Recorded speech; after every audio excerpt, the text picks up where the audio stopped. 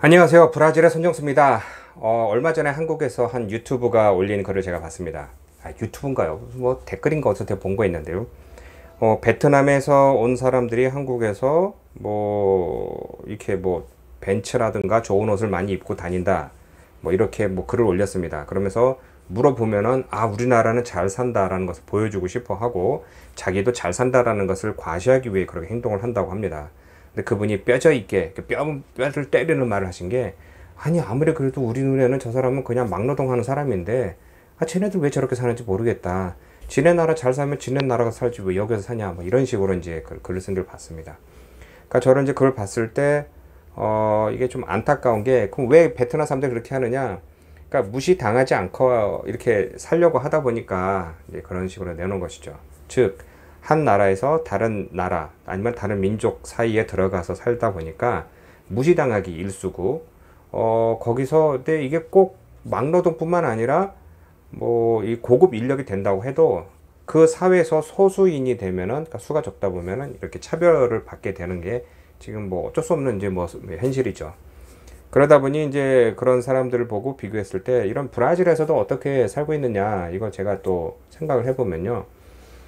지금 현재 대한민국은 뭐 요즘에 뭐 넷플릭스에서 나오는 뭐 오징어 게임이라든가 뭐 방탄소년단, 뭐 싸이, 뭐 이런 것뿐만 아니라 뭐 블랙핑크, 뭐 여러 가지 뭐 한류 문화로 인하여 전 세계적으로 우리 문화 힘이 엄청 커졌습니다.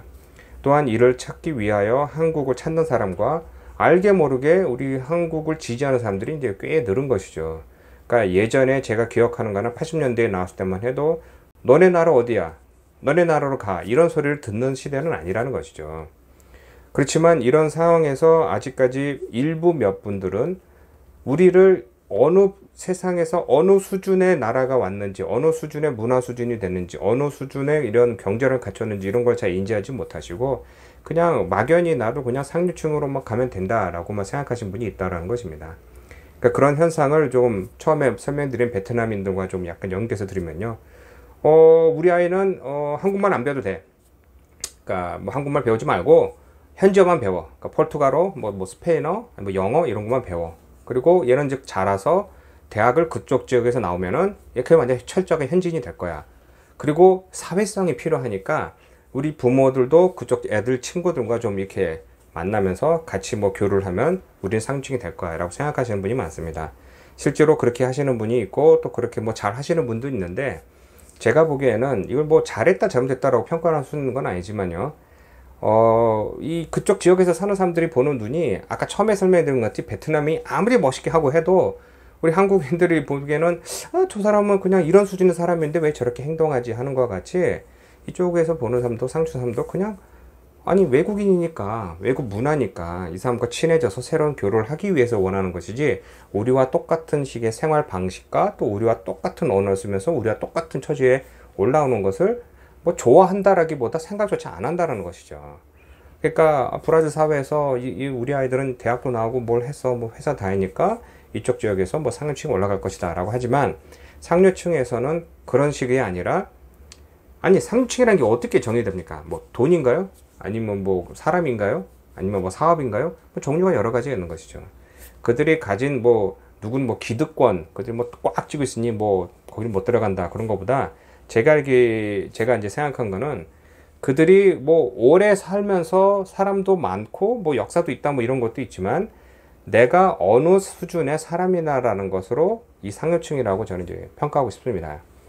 근데 당연히 뭐 지금 뭐 먹고 살 일 없다라고 하면 상류층이라고 평가할 수도 없지만, 먹고 사는 수준까지 됐지만 그 사회에 어느 정도 참여하여 이 사회 발전에 이런 동참하고 또 그 사회에도 많이 기부하면서 이끌고 가는 게 이게 상류층으로 가는 것이 아닌가, 이렇게 생각하고 싶습니다. 그러니까 무슨 얘기냐, 한국말만 하면서 한국 사회에서 살면서 필요하면은 어느 뭐 단체나 뭐 이런 협회에 나가서 돈을 주면서 나는 한국 사람이다 뭐 이렇게만 얘기하시는 분이 있는가 하면은, 어느 분은 철저하게 브라질 사회에 들어가서 그쪽에서 사람들과 교류하며 완전 철저하게 이제 그 나라 사람들과 이렇게 융화되는 사람이 이렇게 크게 두 가지로 나눠집니다. 그러니까 전반전에는 분은 철저하게 한국인인데 브라질 사람을 뭐 이렇게 행색을 해야 된다고 할까요? 그 표현을 하는 것이고, 두 번째 사람은 철저하게 그 사회에 가서 정치나 경제나 모든 것이 다 이바지한다라고 이제 평가가 있습니다. 그러니까 이런 것처럼 이 상류층에 올라간다는 것이 그냥 내가 아이가 태어나서 말하고 그 나라 뭐 대학을 들어간다고 해서 되는 것이 아니라 그쪽 사람과 얼마나 많이 교류하고 이렇게 하는 사느냐 이런 상황인데요. 그러기 위해서 첫 번째 조건이 제가 내린 정의는 아무래도 먼저 나를 잘 알아야 됩니다. 그러니까 내가 한국 사람이다. 그럼 내가 한국을 좀 더 잘 알고 또 이런 한국을 주위 사람들은 잘 알기를 바랍니다. 그러니까 일본계다 아니면 독일계다 뭐 이탈리아계다 라고 하면은 이 사람은 독일계니까 독일어를 잘하고 독일 문화를 잘 알 거야 라는 이제 누구나 가질 수 있는 선입견이 있죠. 그러면 그 사람은 그걸 또 문화를 무기 삼아 살다 보면 이런저런 이유로 뭐 개인 교류라든가 아니면 사회성으로 이렇게 만들다 보면은 그것을 좀 무기 삼아 내놔서 나는 이 브라질에서 이런 게 알고 있고 이런 문화가 새로운 것이 있다라고 이제 자꾸 내놓는 겁니다. 근데 우리 한국 사람들은 여태까지는 그게 아니라 숨기려고만 했죠. 그러니까 철저하게 나는 포르투게스만 하고 브라질 사람이고 난 한국말 모르고 알고 싶지도 않아. 그 내놓는데 정작 브라질에서는 그게 아니라 아니 그 당신도 한국 사람이라며 한국 사람 이사라며 그럼 한국말 할 줄 알고 한국 문화를 알고 너희 나라 춤 음식 뭐 이런 것 좀 얘기해봐. 그러면 난 모르겠다. 나는 왜 나한테 물어보냐. 난 태어나서 브라질 사람인데 이렇게 얘기하다 보면은 엇갈린다는 것이죠. 그러니까 이게 여태까지 좀 시간이 지나면서 사람들이 우리나라가 이제 국력이 좀 약해졌었고 또 우리가 못 사던 시절이 있었다 보니 이렇게 자존심감이 낮아지면서 그런 생활을 했었는데요. 결론이 그냥 그 나라 말 하고 그 나라 대학 나오고 그 나라 산거 이렇게 산다고 해서 선진국으로 가고 할 수 있다라는 것이 아니라는 겁니다. 실제로 제 주위에서도 보면은 이미 40년 50년 되셨는데 아직까지 한국말만 잘 많이 하시고 한인 사회에서만 살다 보니 그냥 우리 자식은 대학교 나왔으니까 얘는 브라질 사람일 거야 라고 하지만 어느 브라질 사람이고 열이만 열 세워놓고 우리 얼굴 갖다 놓고 물어보면 다 그냥 이 나라에서 많이 쓰는 일본 사람, 자포네스라고 하죠. 그러니까 모든 이제 아시아인을 일본 사람이라고 얘기하는 것처럼 고유 대명사 쓰는 것처럼 그렇게 해야지 이 사람 브라질 사람이야 이렇게 얘기를 잘 안 한다는 겁니다. 그러니까 이제 우리가 모두 좀 자신감을 좀 갖기 위해서는 우리 문화를 더 잘 알고요. 자녀에게 일부러 그냥 한국말을 안 가르쳐 줍시다. 뭐 집에서 평소에 쓰는 말인데 이걸 일부러 못 쓰게 하는 건 아니죠. 그땐 이렇게 하고 상류층으로 가기 위한 아니면 뭐 사회에 기여하기 위해서는 내 역사와 우리 집안의 역사나 이런 걸 좀 최소한에 좀 알고 있어야 그러면야지 이 브라질 사람과 교류할 때도 좀 도움이 되지 않을까 뭐 그런 생각에 오늘 이 동영상 만들었습니다. 이게 오늘 동영상 만들고 난 걸 보니 또 일부는 또 보시고 또 기분이 굉장히 좀 안 좋으실 수도 있는데 제가 그렇다고 해서 꼭 뭐든지 다 한국어로만 하자는 건 아닙니다. 그러니까 제가 다니는 여기 한인 이제 성당에서도 보면은 30년 전부터 어르신들이 야 이제 우리 성당도 이제 30년 지나면 이제 이거 없어질 거야 이런 말이 있었습니다. 왜냐? 저를 포함하여 주위의 사람들이 다 포르투갈을 많이 쓰니까. 그러니까 이제 우리가 다 죽고 나면 얘네들이 한국말 안 하고 이 성당도 이제 없어질 것이다 라고 했는데요. 지지난주에 첫 영성체를 할 때 아이가 25명이 있었습니다. 그러니까 이제 부모 하면 50명의 부모가 이제 아이들과 같이 이제 첫 영성체 이제 성사를 받는데요. 그걸 보면은 바글바글하죠. 뭐 친척도 와서 몇백 명이 와가지고 이제 축복해주고 하는데요. 그들이 지금 한국말을 못하고 안 쓴다고 해서 이게 단체가 없어지는 게 아닙니다.